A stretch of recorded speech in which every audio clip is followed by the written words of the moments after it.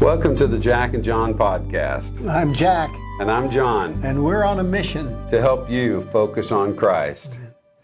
You know, nowadays, all of us are touched in some respect by social media. In fact, you may have found out about our podcast through social media. It's just everywhere. It's so pervasive. And we see these memes and everybody's posting little pictures and, you know, kitten stories and what. I saw this thing the other day and it just kind of caught me because it started out, God can't. God can't. God can't. It said God can't use you if you're empty. Oh. That was something that struck me. I don't remember if that's exactly what it said, but that was the feeling I went away with. And yeah, I don't always comment on that kind of stuff. I don't want to be like the grammar police kind of thing, you know. But it struck me because those two words don't go together very well for me. God can't. God used a talking donkey. Yeah. I often think of myself, because my name is Jack, Yeah. as a talking donkey sometimes. But you were focusing in on that. Can't disagree. On the fact that God can even use you if you're empty. In That's other words, right. focusing on God rather than focusing on yourself. Yeah. You can't do anything without God rather than God can't do anything Right. without you. He can too. Right. He's proven over and over again through the scripture, I can. You know. I think it was you. I'm not sure if this is something you would have said to me. And I can't remember if you said it or someone else did, but it really affected me. I probably made my living, so to speak, in the ministry singing. And I said to you or some good friend, I just don't feel like I sing very well. And I really mean that. I don't think I'm a great singer. I think that there are millions and millions of people that sing better than me. And whoever that person was, I'll give it to you, said, yeah, but you made a pretty good living at it, haven't you? And I went, yeah, you're right.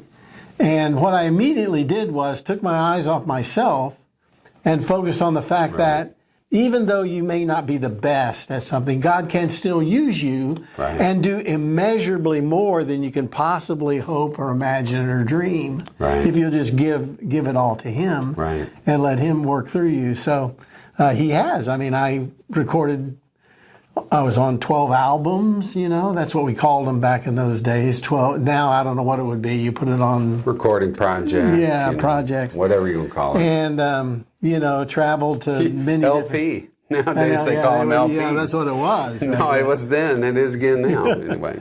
Yeah, but anyway, I mean, it's just, it took me to several places in the world on short-term mission trips and almost all of the continental United States and in prisons and schools and just something that I never could have done had God not had a plan maybe for me. And I was kind of like that vessel that I didn't think had much gifting or was pretty empty, but God used me in spite of me instead. So I don't know why everybody couldn't look at that fact that God can use you more if you'll empty yourself and let Him fill you with Him. Yeah, it's about God can. Yeah. I sent this little message to Jack when we were talking about what we were going to talk about because, and I just titled it Empty Vessel. God can use an empty vessel, a broken vessel, and no vessel at all. You do not need to wait to be filled to be used by God. Empty is filled to overflowing for the God who created everything from nothing. So I love that, John. It's like you see things in a pretty broad perspective, and that's really good, because I think that there are a lot of people that feel like I'm not worthy, I don't have anything to offer. And the answer is you're not. You're not. And you don't have anything to offer. I mean, that's true for all of us. True. I'm not picking on you. That's me too. What do I have to offer? You know, God can use you. You know, Moses was stuttering, stammering, doubting. I mean, here's a guy who God appears to him in a bush, okay? First of all, if you see a bush on fire and you're out in the desert and And it's not being burned up. And it's not being burned up. I mean, yeah, you're curious and you go over to it and then it starts talking to you. And then you see a presence in the bush, and then that voice that you recognize as God is telling you to go do something. And then you're still stammering and doubting and yourself. Making excuses of why you're not going to go. Yeah. That's what and I'm not saying that to pick on Moses. I mean, I probably would have been that same guy. I don't know. I wasn't there. But the point is, God can. Amen. You know, you might not feel like you're ready or that you're capable. And the answer is, you're probably right. You're probably not ready. You're probably not capable. But He is. He is. Yeah, and I think a lot of that depends upon me just being faithful and me being willing. Yeah. It's like what God needs is more fat Christians, right? And when you Here we are. Here we are, Jack and John, the fat Christians. But if you'll take that as an acrostic, I always come up with something like that just cracks you up, though. It's good. What I mean by that is, ready, faithful, available, teachable. Okay. There's a fact. There you go. Okay. Faithful, available, teachable. I And you like don't that. have to be fat. No, you don't have to be. Okay, well. Yeah. Okay. We're definitely not PHAT, fat. Just, okay. Oh, but that went way over my head right there. Anyway. So a lot of people have come up to me, because the Bible talks about fruit of the Spirit. I mean, as you fill yourself with the Spirit, then there's fruit that's going to grow in your life as a disciple. Love, joy, peace, patience, kindness, goodness, faithfulness, gentleness, self-control. The Bible also talks about gifts of the Spirit, that we are gifted with certain supernatural things that we do. Some people feel that there are two kinds of those gifts. I don't want to get into that discussion today, but let's take the very simple teaching or administration or these kinds of things that you can do, or faith. Some people just have an amazing amount of faith, and it could be in the smallest child that just blows you away with their faith. And God uses that child to help me understand faith better and to surrender myself. So let's look to God instead of ourselves so much in this case. Get over yourself, empty yourself of yourself, and fill yourself with Christ, and then watch what He can do through you. Jack, you said that you need to be willing. Well, that's true, but you can't put a constraint like you have to be willing on God. No. Because God has proven in His Word that you don't have to be willing. He can use you even if you're not. I mean, think about Jonah. Here's a guy who ran the opposite direction from what God said. I want you to go to Nineveh. He goes the opposite direction. Well, what happens? God sends a storm. The captain of the ship and everybody's like, what in the world is going on? This wasn't on the weather report. And then in that time, they're wanting to give a God credit for causing this storm because of some bad thing. It's like a negative karma thing. And they're like, what is going on? And Jonah's like, it's my fault, So they cast lots. They toss him overboard. He gets swallowed by a fish, a great fish, okay? And then, the rest of the story, and then this fish spews him out on the land, and it's like, guess what, Jonah? Willing or not, I can. I mean, that's what God's saying. So, yeah, it's good to be willing and able, but God can use you whether you're ready, whether you're able, whether you're willing. Jonah went kicking and screaming back to Nineveh, preached the gospel, and the town was saved, and then he got mad. He got depressed. Because these people are depressed because these people got salvation. He didn't think they were worthy of it. Yeah. That's interesting, isn't it? And I think sometimes we're just like that. We pick and choose who we think is worthy of God's forgiveness or worthy to be used by God. Yeah. And hey, you need to get over yourself Yeah. Realize that God can do what He wants to do with whom He wants to do it. I saw a thing where another one of these memes that says, God can't fill you if you're already full of yourself.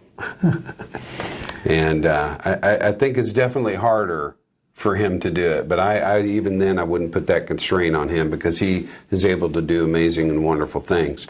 But I think our hope here with this little message is that instead of focusing on our unworthiness or our unwillingness or inability, we've got to focus on God and His ability and His desire, because He says, I can.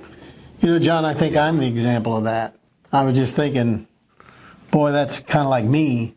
For most of my life, I was doing ministry, but all of that time, I wasn't necessarily always surrendered totally to God. Mm-hmm. Sometimes, you know how life is and how we are as fallible Christians, fallible people, and sometimes the song, we're just sinners saved by grace.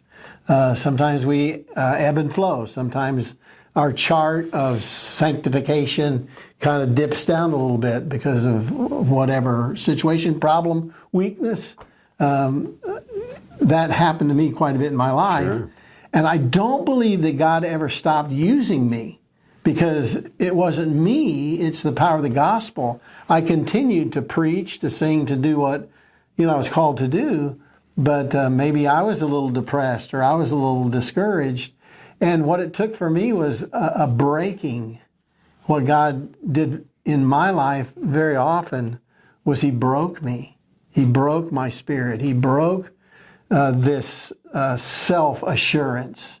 And when I was broken and just crying out to God, that is when I feel, as I look back at my life, God really taught me and brought me closer to Him, and I could then re-energize my life to be more surrendered to God. But certainly I've never always been an empty vessel. I've been full of myself quite many times, and that leads to being broken, so that we can then give all those pieces to God, and then He can make us into His image, and continue to use us in a powerful way. That makes any sense?